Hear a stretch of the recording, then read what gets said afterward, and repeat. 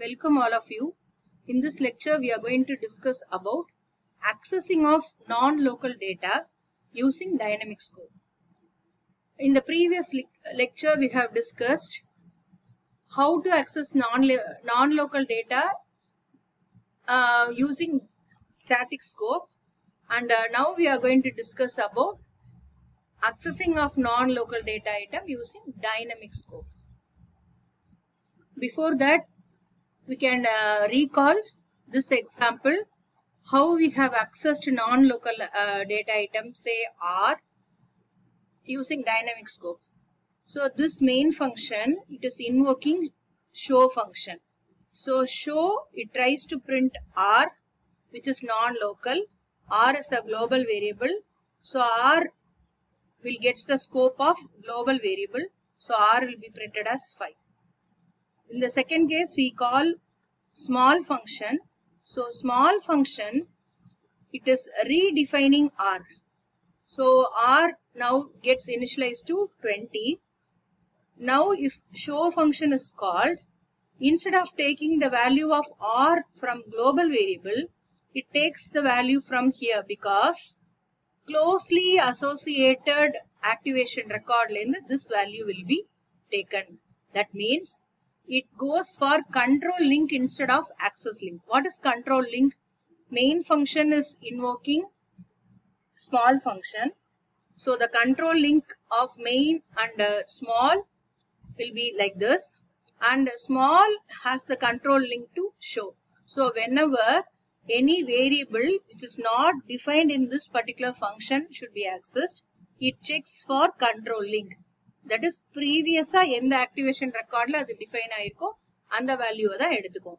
So this small function will try to print the value of R as 20, because this R gets the value from the recent activation record. This is called as dynamic scope, and we are going to demonstrate how dynamic scope can be implemented. Dynamic scope can be implemented through two methodologies. First one is deep access method, and second one is shallow access method.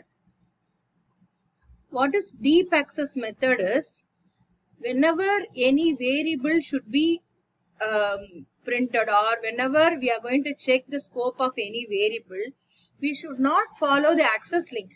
Instead, we should use control links. So if that particular variable should be defined, immediate in the activation record and the variable define pannirko, and the activation record alende nama vandu and the value edukanum. That is, the idea is a stack of active variables, use control links instead of access link, and when you want to find a variable, then search the stack from top to bottom looking for most recent activation record. Recent in the activation record la vandu and the variable available irukko anga irundhu access pannikalam. And the activation record la illana adukku munnadi ulla activation record illa adukku, so stack oda bottom varaikum neenga vandu deep search pannite poradanaala this method is called as deep access method. Next is called as shallow access method.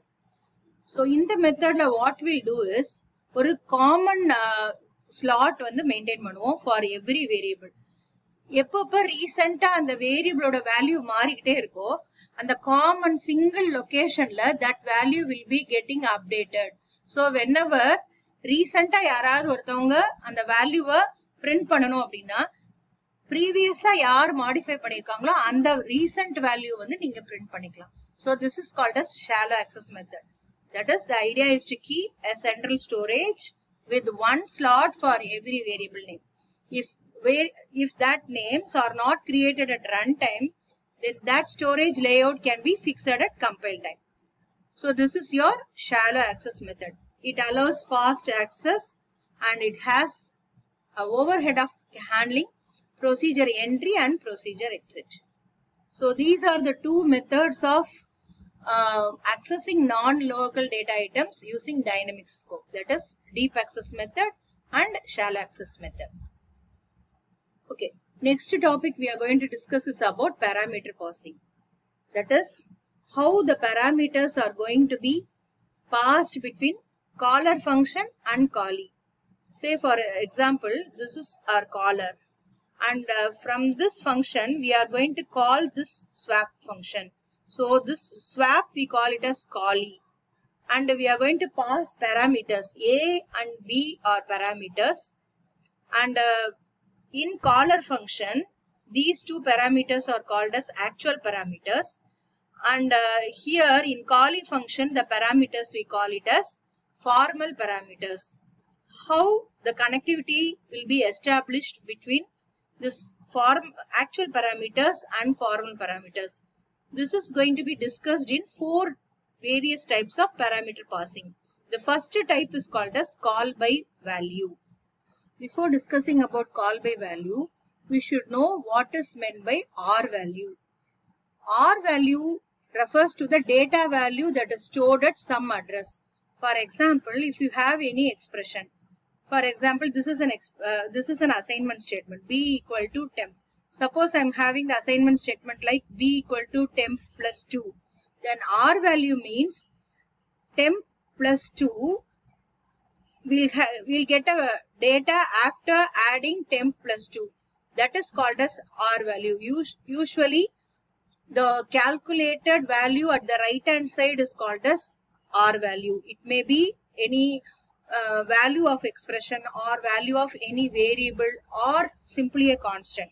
Whatever value we are going to have it at the end of evaluation of any expression is called as R value. And if this R value is assigned to any address location, then that is called as L value. Usually in the left hand side we will be having some location to show to store this content. So that address is called as L value. Now we are going to proceed with call by value. In call by value, a copy of actual parameter or the R value of actual parameter is passed to the formal parameter. Why we are saying that R value is sometimes instead of variable we can also pass expression as parameter. So if it is expression, that expression should be evaluated and the R value of the expression will be passed to this formal parameter, and a copy will be maintained there. That is, hereafter the 2 different copies will be maintained in memory location. That is, this A will be a separate copy and this A will be a separate copy. Once this 1 is passed here, whatever changes we are making here will not reflect in this actual parameter. Say for example, A is passed, the value of A is passed here and the value of B2 is passed here. So A is assigned to temp, then B is assigned to A, and temp is assigned to B. So this is a swapping function. So after these statements, we'll have A as 2 and B as 1. But this will not be reflected back here. So the output will be not 2 and 1, but the output will be printed as 1 and 2. Actually output என்னவா வந்திருக்கணும், இந்த 1 வந்து இங்க போயிருக்கும், இந்த 2 வந்து B க்கு போயிருக்கும். A யும் B யும் இன்டர்சேஞ்ச் பண்றோம். இன்டர்சேஞ்ச் பண்ணதுக்கு அப்புறம் A வந்து 2 னும் B வந்து 1 னும் print ஆயிருக்கணும். But this will not be reflected because whatever changes we are making, it is made differently. Separate copy la the changes la nadakradhanaala this will not be reflected here. So the original value of A and original value of B is printed in call by value. So the caller evaluates the actual parameters and places the R values in the storage of formals. This is call by value. The next method of parameter passing is call by reference. We also call this as call by address. Here the address of actual parameter is passed to formal parameter. So the address of A is passed here and address of B is passed here. Hereafter this actual and formal parameter are not the different ones, but they both point to a single location. A means A ude address, that is A, the value at address A is 1. அதே address தான் வந்து இங்க உள்ள Aயும் point பண்ண போகுது. So both the actual and formal parameter are pointing to a single location. So whatever changes we are making here, it is going to be reflected here also.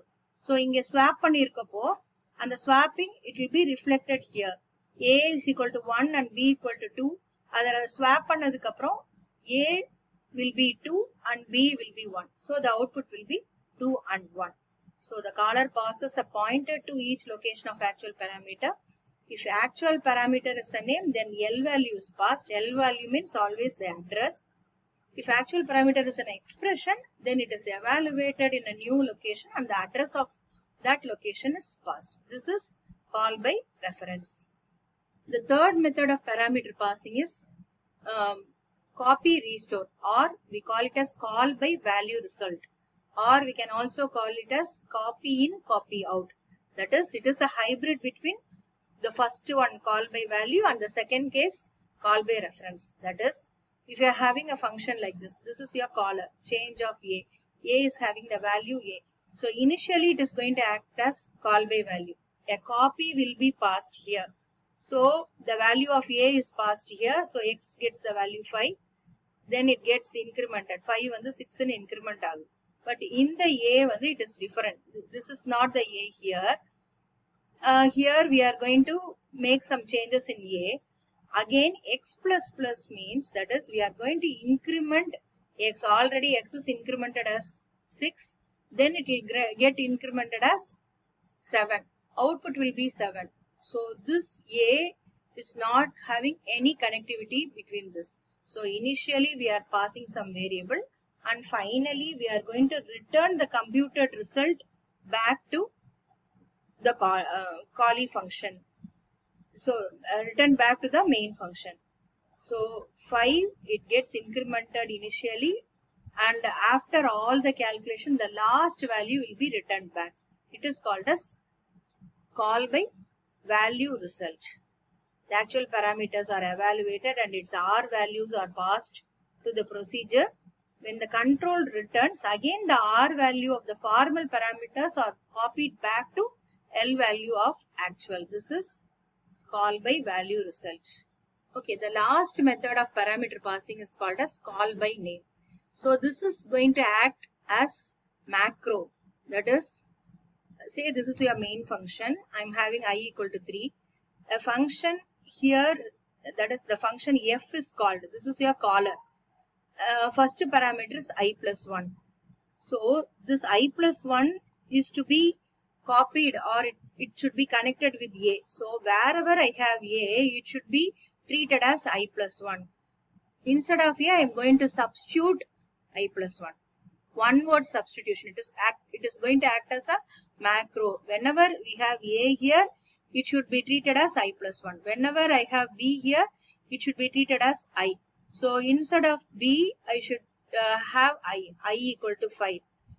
Then B equal to I plus 1. So I equal to 5.